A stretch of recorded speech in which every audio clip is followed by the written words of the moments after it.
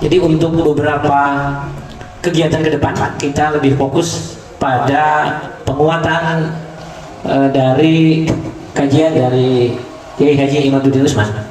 Jadi yang penelitiannya Kiai Iman kemudian dilanjutkan dengan Kang Ogi, nanti yang membackup dalam hal penetapan silsilah nanti dari Robita Babat Kesultanan Banten itu. Kemudian perlu dilaporkan karena di sini juga ada Ikatan Keluarga Besar Raden Arya Wangsakara bahwa alhamdulillah kemarin tim 8 sudah menghadap kepada Deputi 3 Wapres. Dari beberapa program ternyata satu kita akan fokus yaitu pembuatan Museum Raden Arya Wangsakara khusus ini. Kalau balai adat kan museum diorama ya kan Haji ya. Jadi kemarin kita fokus dalam pembuatan Museum Raden Arya Wangsakara yang rencananya akan ada di Komplek Makam. Rencananya 3 lantai. Kemarin RAB-nya sudah kalau untuk gedung, dan untuk RAB nanti konten lagi disusun sama Kiai Jalil ya, Kiai Jalil belum selesai, mudah-mudahan minggu depan selesai. Nanti tinggal minta izin kepada J Bupati untuk diberikan izin pembuatan museum di sana. Kemudian nanti kita minta rekomendasi dari gubernur dan nanti kita akan sampaikan ke Deputi Wakil Presiden, dan nanti akan didorong oleh Kementerian Pendidikan dan Kebudayaan. Mudah-mudahan sebelum Wakil Presiden selesai itu bisa terrealisasikan. Itu saja. Terima kasih. Assalamualaikum warahmatullahi wabarakatuh.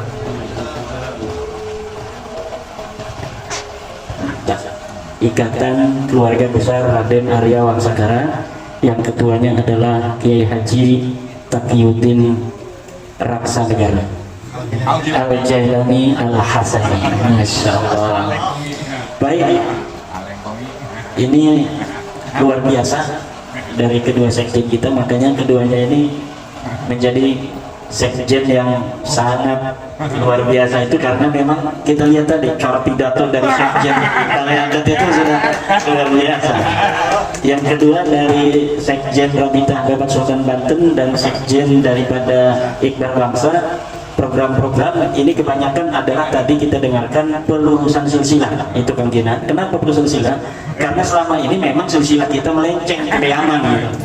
Lalu kemudian diluruskan untuk mencapai silsilah yang sesungguhnya, yang sesuai dengan manuskrip tua yang ada ditemukan, yang menyatakan bahwa sebenarnya Raden Arya Wangsakara yang merupakan cucu daripada Sayyidatul Kahfi ini bukan ke Ba'alawi tetapi ke Syekh Abdul Qadir Al-Jailani, dan ini berbasis data yang cukup kuat yang kita temukan dari Jawa Timur juga dari Cirebon.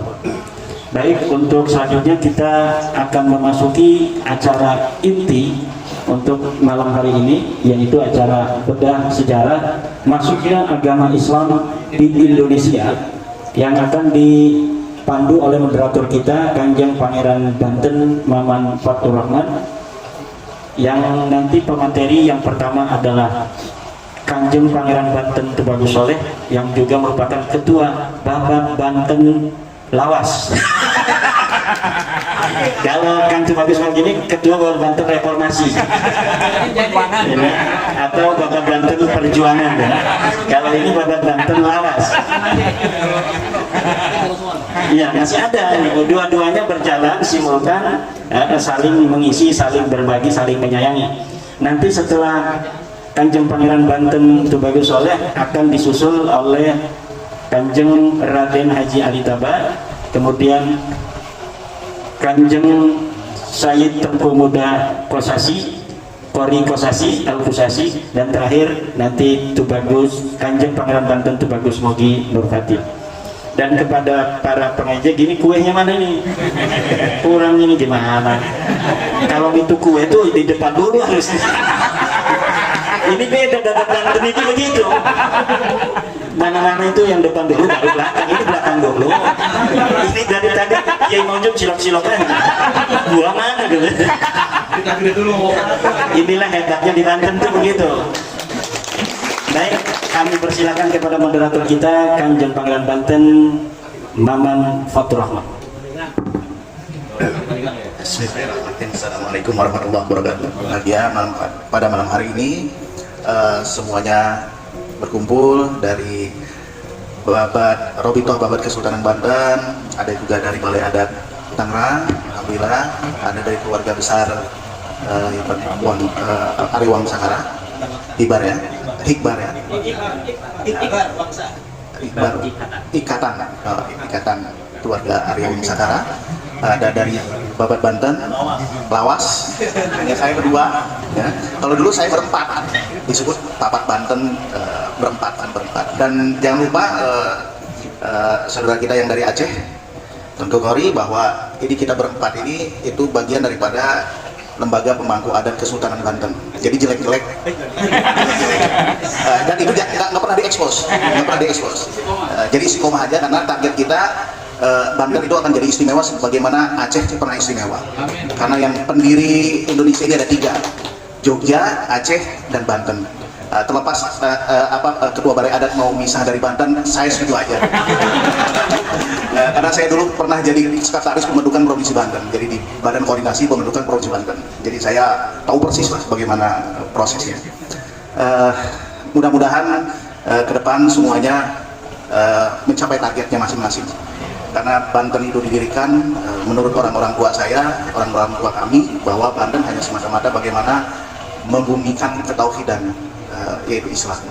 Tapi bukan berarti bahwa masuknya Islam ke tanah Banten itu mungkin hanya tadi dari beberapa teori-teori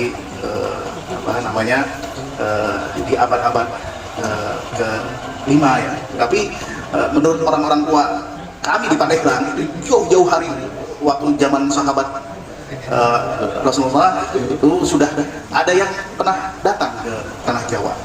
Bahkan di awal-awal itu sudah banyak penghuni dari Arab ya, kan teorinya kan dalam buku itu ada 4 ya, baik itu ada dari Gujarat ya, dari India, dari Cina, teori yang sekarang sedang ditulis oleh buku.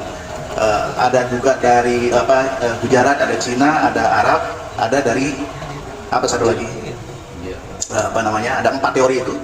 Dan tidak ada yang menunjukkan satu disebut dari Yaman, nggak ada gitu. Nah, ini penting untuk disampaikan kembali kepada kita semua bahwa bagaimana masuknya Islam ke tanah Nusantara ini, prosesnya dari mana, melalui apa, dan yang sebenarnya seperti apa. Karena sejarah ini meskipun sudah lawas, tetapi sejarah ini ketika ada penemuan-penemuan seperti halnya yang dilakukan oleh Kiai Imad, ini akan merubah sejarah. Ya, begitu juga dengan teori-teori masuknya Islam ke Indonesia. Ya, jadi dari India, apakah dari Arab, dari Cina, ya kan, dari Persia atau dari Iran. Nah, bagaimana ini bisa kita bahas pada malam hari ini, dan tentunya dari masing-masing persepsi, baik dari Tengku, baik dari Kiai Imad, dari Kiai Ali Tabat, baik dari Tubagus Soleh, itu mungkin dari persepsi yang berbeda-beda, tetapi mudah-mudahan dari apa yang nanti akan disampaikan menjadikan hikmah bagi kita semua. Sekali lagi ini untuk mempertegas bahwa dalam masuknya teori itu Yaman tidak disebut ya, ada dari Iran, dari Persia, dari Cina ya, dari Arab, dari Iran.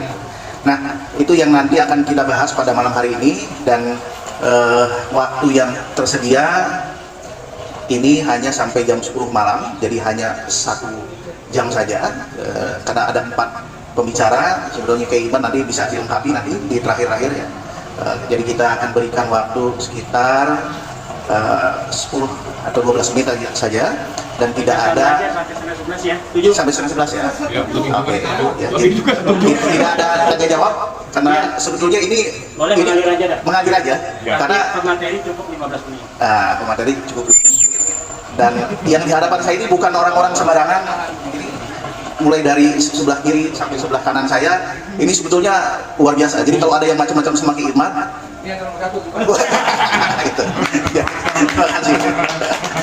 Jadi kalau tadi dibilang, waduh Aceh ini kasar segala macam, kalau pergi ke paling barat di Pulau Jawa itu nanti ketemu saya, bahasanya agak egaliter sedikit, kasar juga sama, tapi wajah kita nggak kasar-kasar banget. Ya, terima kasih sekali lagi atas kehadiran saudara-saudara yang tidak bisa saya sebutkan satu persatu. Yang terakhir tadi dari apa namanya, dari Teluk Naga ya, dari itu sebelah tengah Teluk Naga itu ada bagian Gati. Prof. Bante.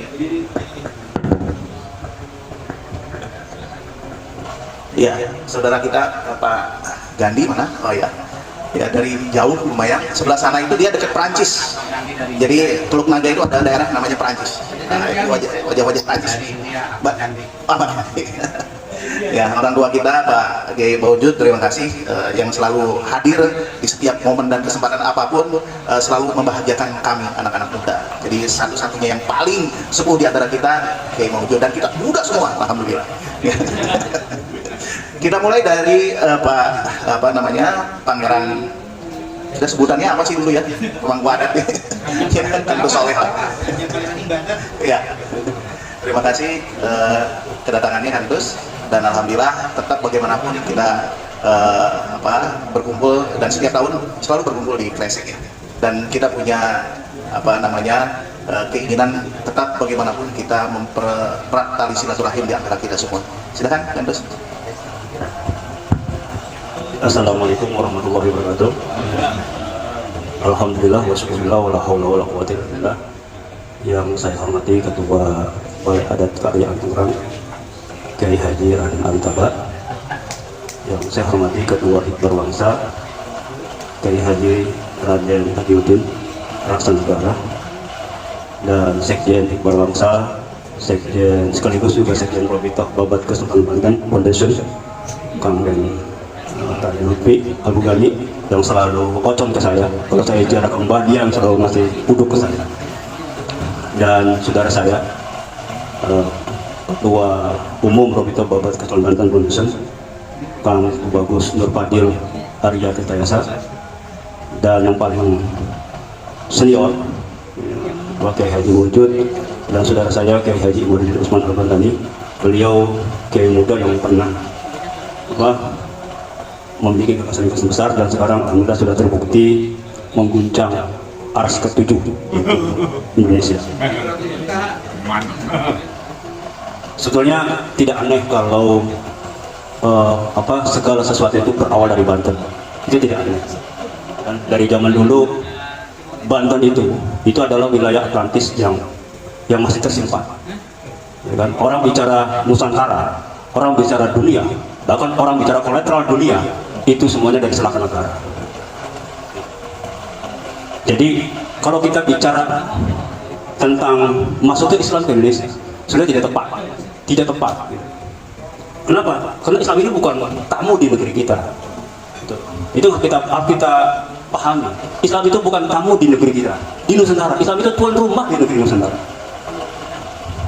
Yang tamu itu imigran Yaman, itu baru tamu. Pendatang ya. Nah, itu beda. Artinya karena gini, saya sejak dikasih undangan sama Kiai Imad, saya sempat ngehulang juga, gitu kan. Kok bahasanya masuk Islam di Nusantara? Gitu. Kemudian saya tadi diskusi dari Rangkas sampai ke Kresek itu sama Kang Maman.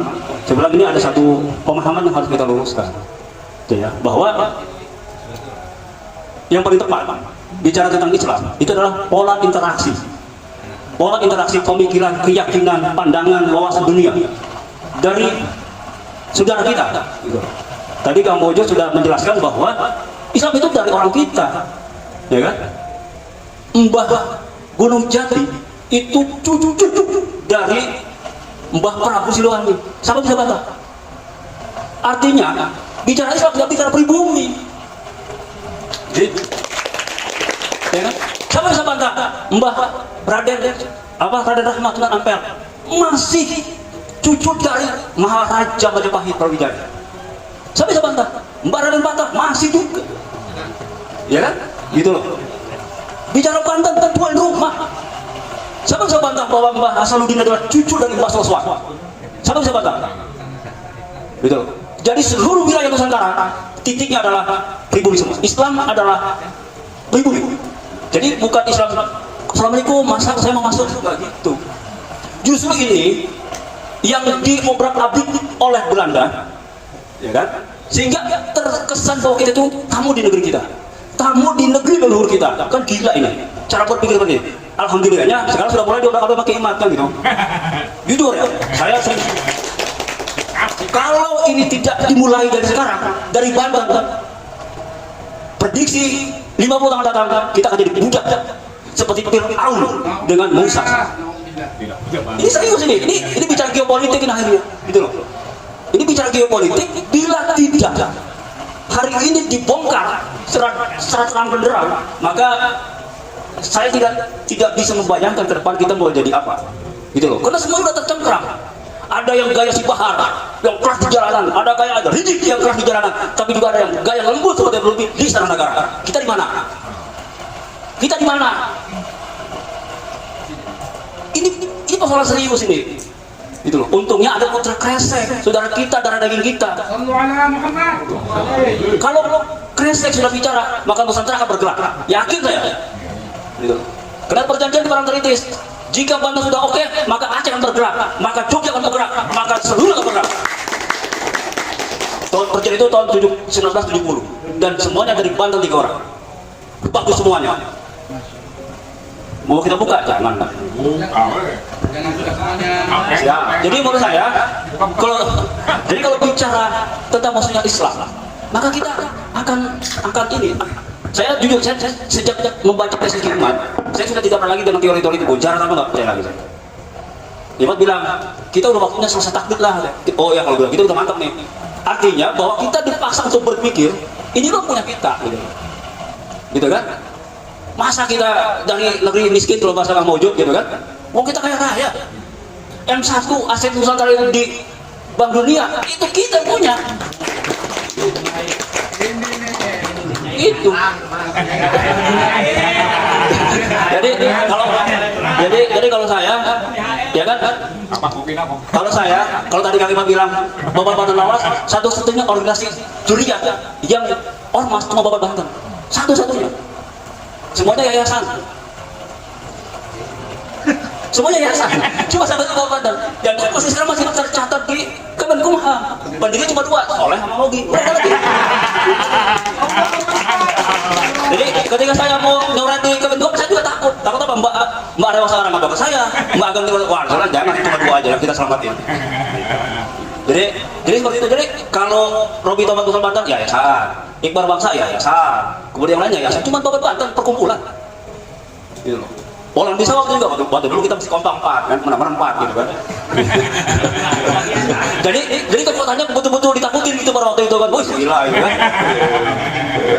Jadi kalau sekarang, jadi bingung orang tuh, ini mana Bapak Banten gitu. Tapi bagus, menurut saya itu menjadi jadi menurut saya akhirnya mereka kebingungan nembak yang mana ini.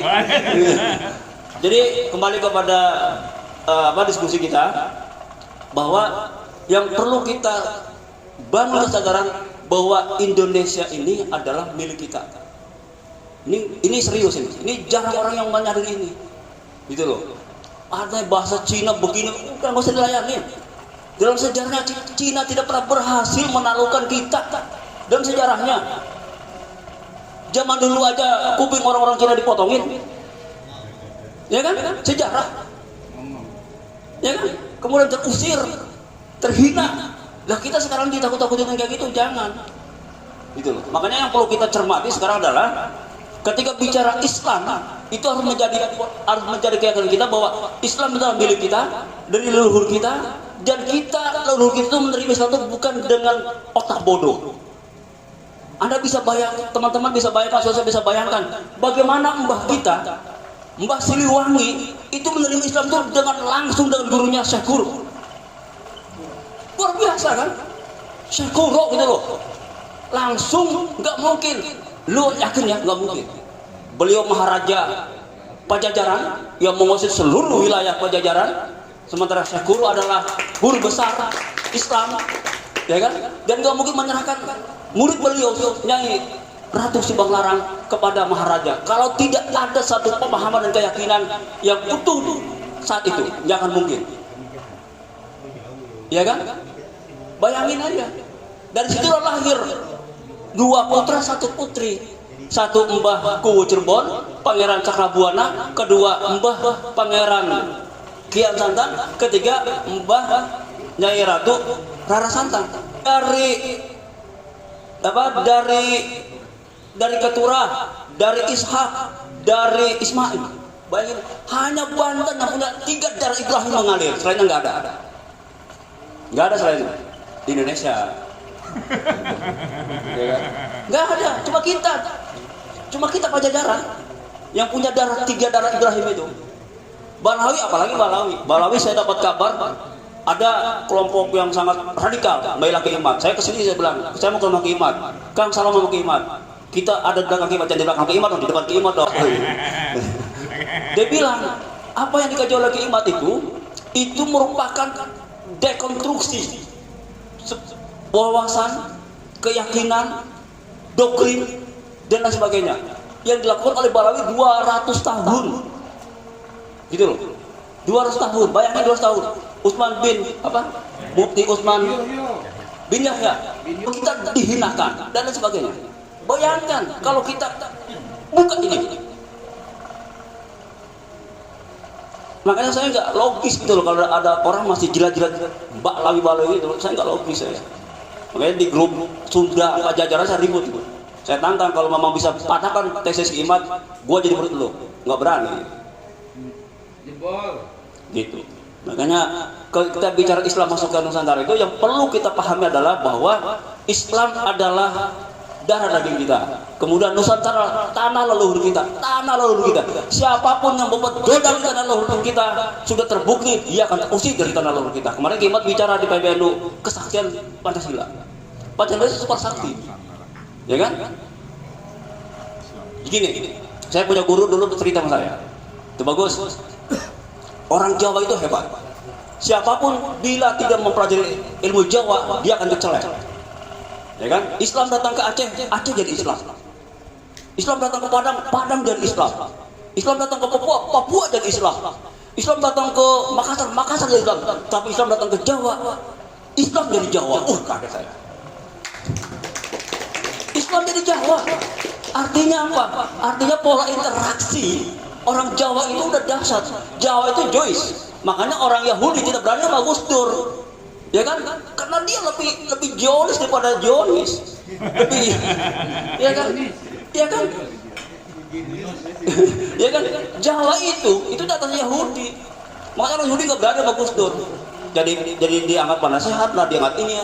Karena orang Jawa, dia tahu betul Jawa. Gitu loh. Yang ngirim kuda ke Mekah siapa? Orang Jawa. Mana ada Mekah ada kuda? Ya kan? Ya itu nantilah kita ada dokumen-dokumen yang juga harus kita buka lagi. Jadi saya kira yang perlu kita pahami itu ya. Mungkin saya agak sedikit lompat-lompat, tapi insya Allah nanti bisa akan kita uraikan lebih detail lagi. Karena saya juga sejak Ki Imad itu kita datang berempat Babat Banten, terus makanya langsung saya tulis narasi, ya kan? Balawi dan Wali Songo siapa yang terbukti? Ternyata yang terbukti Wali Songo. Kan itu. Yang terbukti Wali Songo.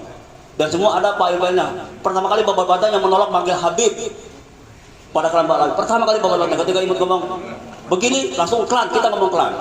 Jadi semua ada. Selamat datang Pak Doktor. Ketua Pemangku Adat Kalaraja. Oh yes. Kopi habis, kopi habis. Bisi balik kopi. Jadi ngomong. Jadi dari situ saja kita sudah bisa menerima dengan fakta.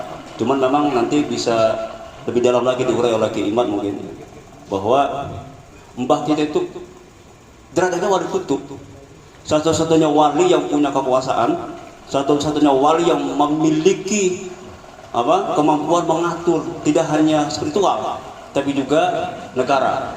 Bayangin saja, ya kan? Wali Songo cuma mbah kita yang menjadi sultan, raja, dan wali. Jadi itu saja saya pikir untuk pembukanya. Mungkin nanti kita bisa dialog ngalir ya, biar nanti tereksplorasi apa yang memang menjadi hambatan kita dalam melihat ini. Dan saya percaya apa yang dilakukan oleh Kimat adalah sebuah keberkahan, sebuah jalan baru kita untuk menata Indonesia agar terbebas dari penjajahan lahir dan batin. Terakhir saya menulis, jangan terlalu lama rakyat kita menunggu di gerbang kemerdekaan. Kapan rakyat kita dibawa masuk ke gedung kemerdekaan? Cuman sayang gedungnya sudah pindah ke Kalimantan, jadi agak jauh juga. Mungkin itu saja. Wassalamualaikum warahmatullahi wabarakatuh. Waalaikumsalam warahmatullahi wabarakatuh. Terima kasih. Terus selamat datang Pak Dokter. Alhamdulillah udah buka puasa di rumah ya. Rawat juga di rumah ya. Terima kasih. Apa tadi yang disampaikan Kantus Soleh, mudah-mudahan bisa kita simak sama-sama. Dan yang berikutnya kita akan berikan waktu pada Kiai Haji Ali Taba. Dipersilakan.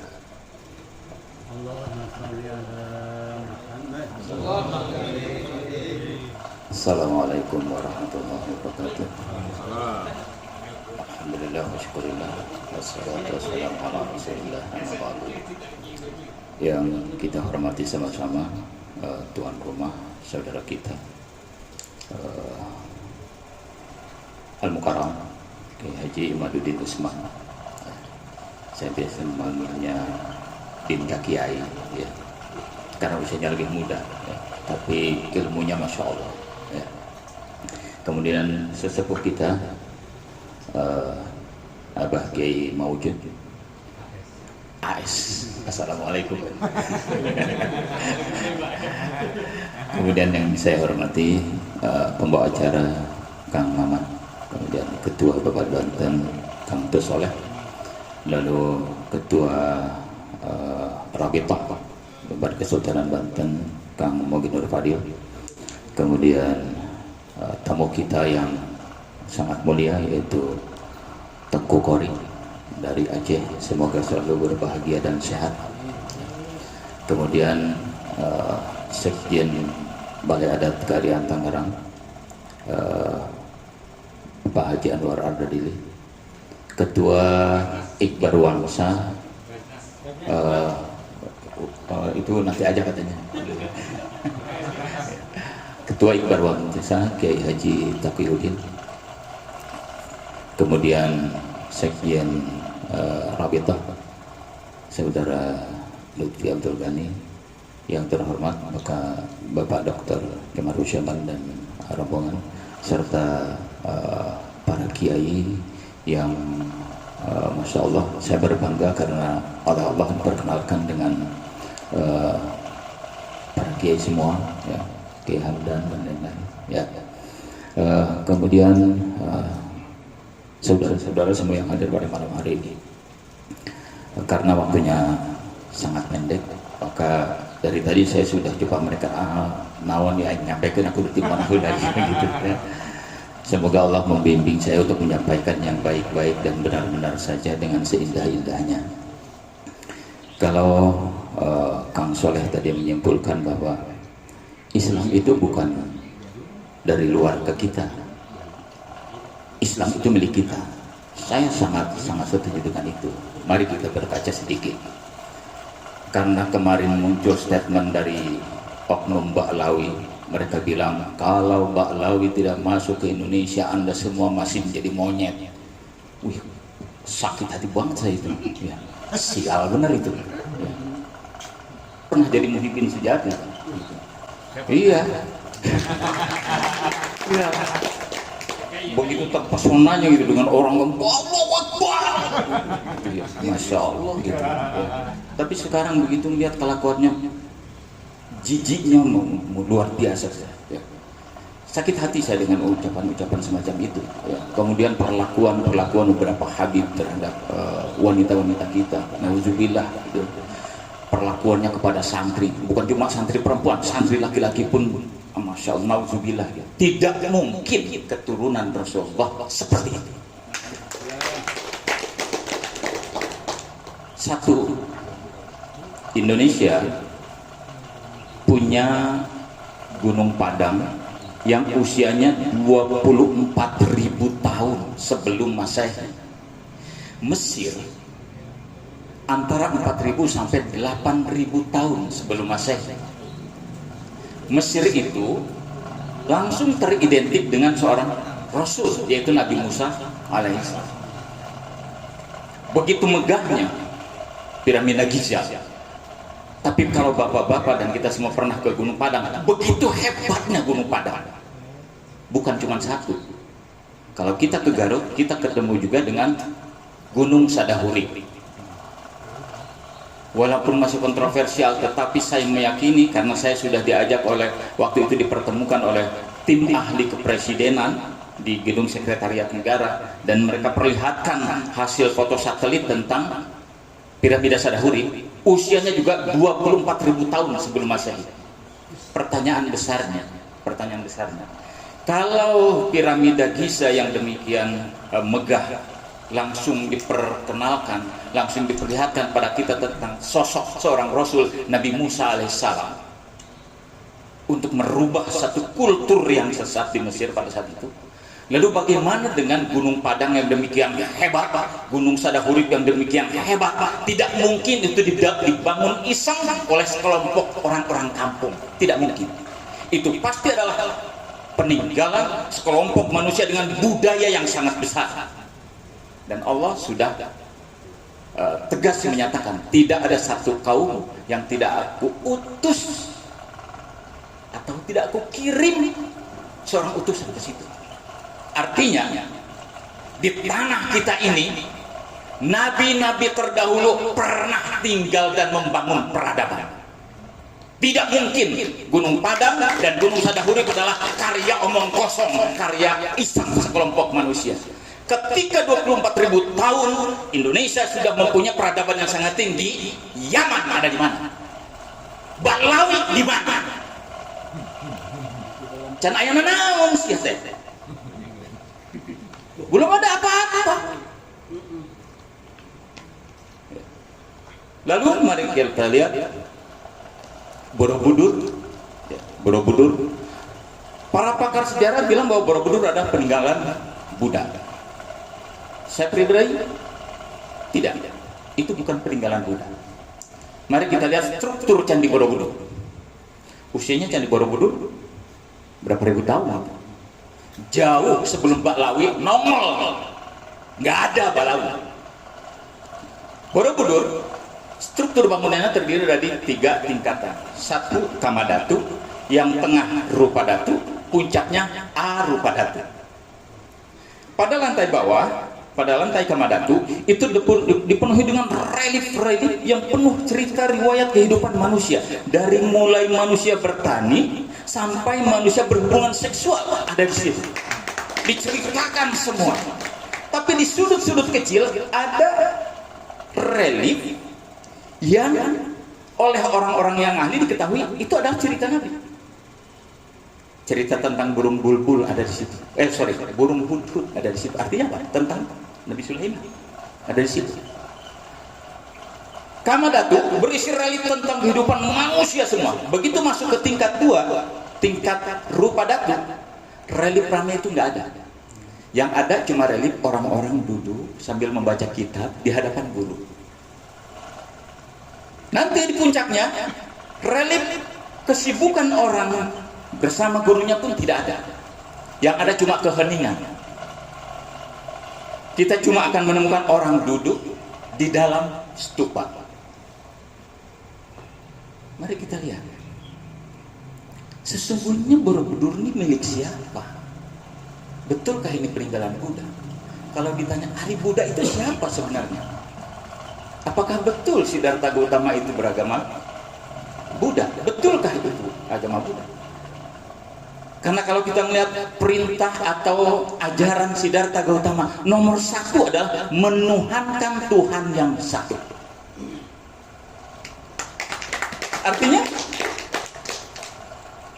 kemudian ajaran lainnya ini mirip dengan Ten Commandments yang diturunkan Allah kepada Nabi Musa, menuhankan Tuhan yang satu. Lalu berikutnya perintah-perintah, jangan menyakiti orang lain, jangan mengambil milik orang lain, Jangan semua tentang moral, tentang etika, tentang adab.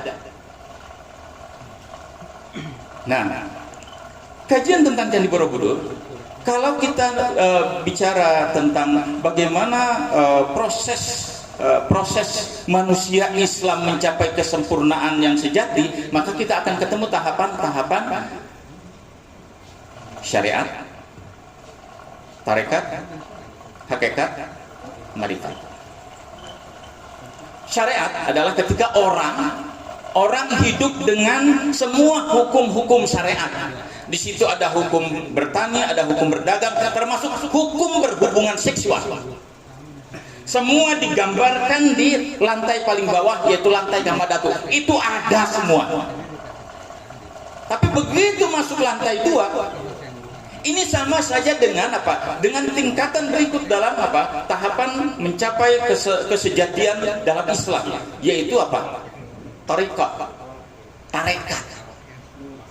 Di mana orang-orang duduk mempelajari ilmu bersama guru, bersama para mursyidnya. Itulah yang tergambar di dinding kedua, di lantai kedua Borobudur. Begitu masuk tingkatan ketiga, orang tidak lagi disibukkan dengan berbagai hal yang berbau. Semua hanya butuh dirinya dan Allah. Puncak stupa, bahkan patung Buddha yang dikelilingi stupa pun sudah tidak ada. Cuma ada stupa dan puncaknya. Ada satpam ketika mau wujud. Ya. Jadi begitu orang sudah mencapai tingkatan hakikat, dia sudah tahu man arafa nafsahu fa man arafa rabbahu. Maka yang ada tinggal Allah. Gua mah enggak ada, yang ada Allah. Jadi Borobudur sesungguhnya bukan candi peninggalan Buddha. Borobudur adalah kitab besar tentang ilmu makrifat. Waktu itu belum ada buku. Maka dibuatlah kitab besar untuk siapapun orang yang mau mempelajari kesejatian dirinya, maka belajarlah di dinding Candi Borobudur. Jadi Borobudur bukan peninggalan Buddha, itu adalah kitab ya, rumus mencapai kemarifatan. Lalu 2 menit lagi katanya. Kemudian ada lagi, ya, ada lagi. Kita tahu tulisan di Jawa itu tulisan Hanacaraka atau Honocoroko, ya. Di dalam sejarah katanya itu ditemukan oleh Haji Saka, ya, lewat lewat apa itu kalau dalam dongengnya itu ya, karena dia menyimpan kedukaan terhadap murid-muridnya yang terpaksa mati ya, karena apa itu memegang kesetiaan pada juragannya, kemudian dibuatlah kidung ya. Tapi apakah sesederhana itu Hanacaraka? Karena apa? Karena Hanacaraka bagi orang Sunda dan orang Jawa itu bukan sekedar tulisan Hanacaraka, tidak, di dalamnya ada makna-makna spiritual yang sangat tinggi. Inti dari semua tulisan Hanacaraka atau Hanacaraka adalah kesejatian manusia dengan Tuhannya. Ini sudah ribuan tahun dibanding Mbak Lawi yang datang ke Indonesia tahun 1800-an. Jadi betul ya, kalau kita lihat semua itu, semua peninggalan sejarah, semua menunjukkan ternyata itu teh Islam. Suka ada orang yang protes, berarti kita sama mereka sama dong ya, maksudnya sama gimana? Sama Islam, terus berarti sama-sama masuk surga. Yang kafir siapa? Ada orang protes begitu karena nggak terima Islam kita gitu. Orang leluhur kita bukan. Bahkan ada yang masih berpikir bahwa Prabu Siliwangi itu Hindu. Ya. Ajarannya nih Prabu Siliwangi eusi kosong. Moal aya eusi lamun eueuh kosong. Atau bahasa Indonesia ada dan tidak ada. Tidak akan ada kalau tidak ada yang tidak ada. Bahasa yang lebih mudahnya, kelihatan dan tidak kelihatan. Ada kelihatan, ada nggak kelihatan. Tidak mungkin ada yang kelihatan kalau nggak ada yang nggak kelihatan. Adanya yang kelihatan karena adanya yang tidak kelihatan. Jadi yang ada sesungguhnya siapa? Dialah yang tidak kelihatan. Karena kita mah sesungguhnya nggak ada yang kelihatan ini, yang ada cuma yang kelihatan. Jadi yang kelihatan yang enggak kelihatan adalah dia juga. Gusti Nu Maha Suci.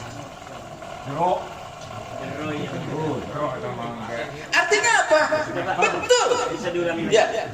Nah, baik ya. Semester 8 nih. Oh, semester 8. Oh. Jadi jangan di-cut dulu ya. Ya. Doktoral. Ya.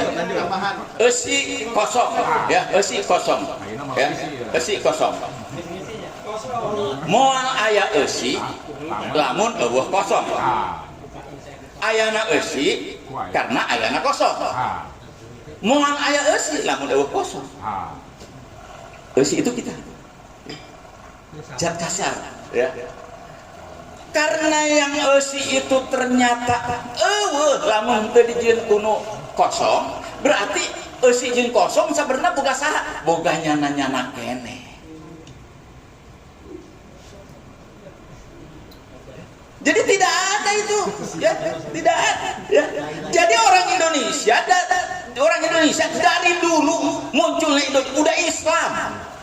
Udah Islam. Cuman kalau tadi ada pertanyaannya, berarti kita sama orang Baduy sama dong Islamnya.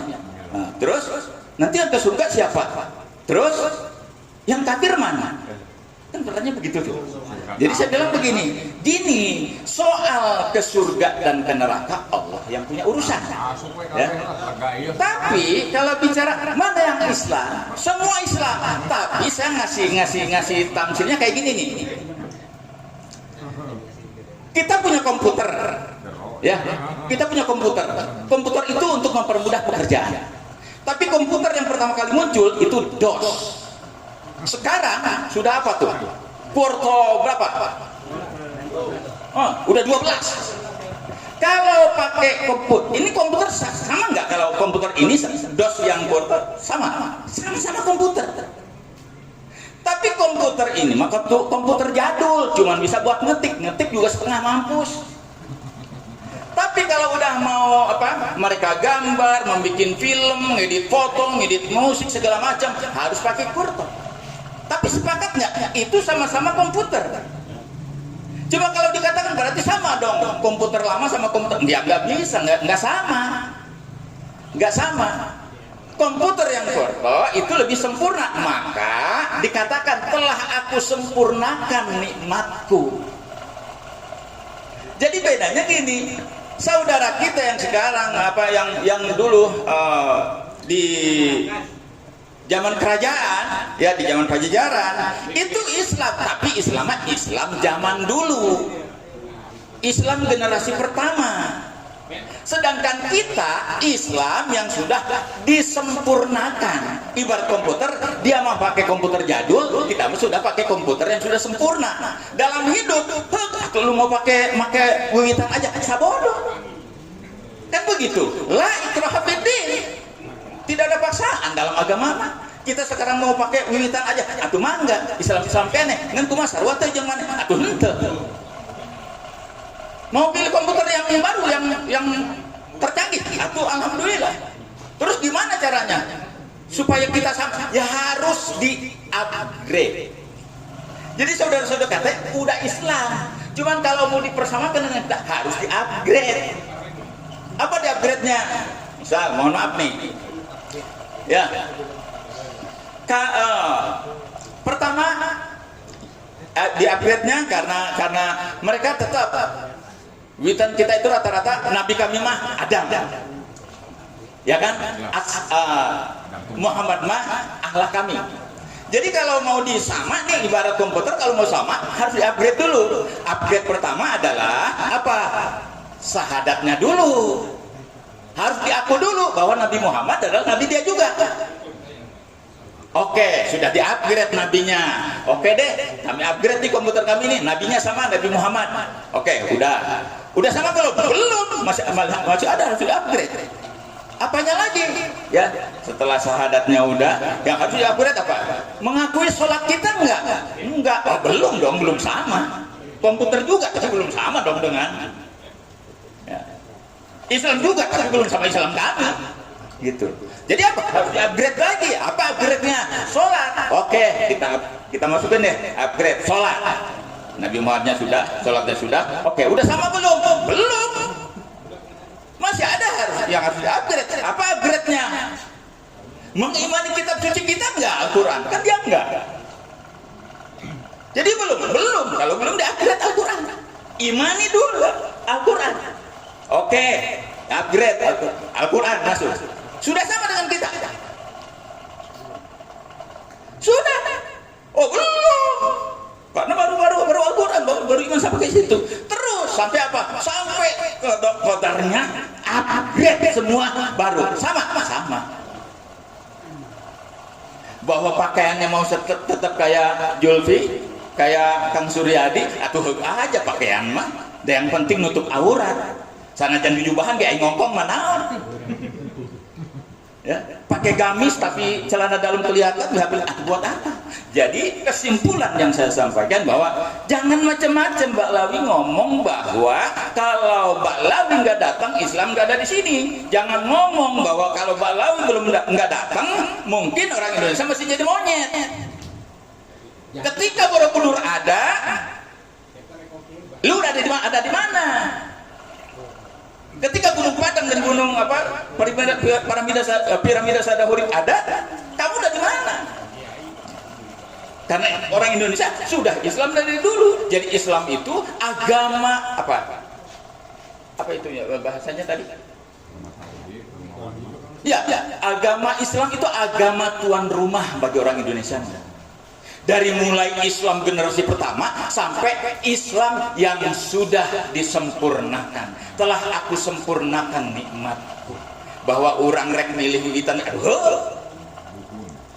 ya Allah manterugi rek milih Islam atau alhamdulillah rek milih wiwitan. Isi rek beragama ge. Sabur teuing Allah manterugi ya kan gitu. Ya. Jadi mohon maaf teman-teman, saya orang yang tidak setuju pandangan bahwa orang Indonesia dulu animisme, kemudian bergeser ke Hindu, bergeser ke Buddha, kemudian bergeser ke Islam. Tidak begitu. Orang Indonesia sudah tahu siapa dirinya dan tahu gustinya sejak pertama Indonesia ada atau Nusantara ada. Baik, demikian. Assalamualaikum warahmatullahi wabarakatuh.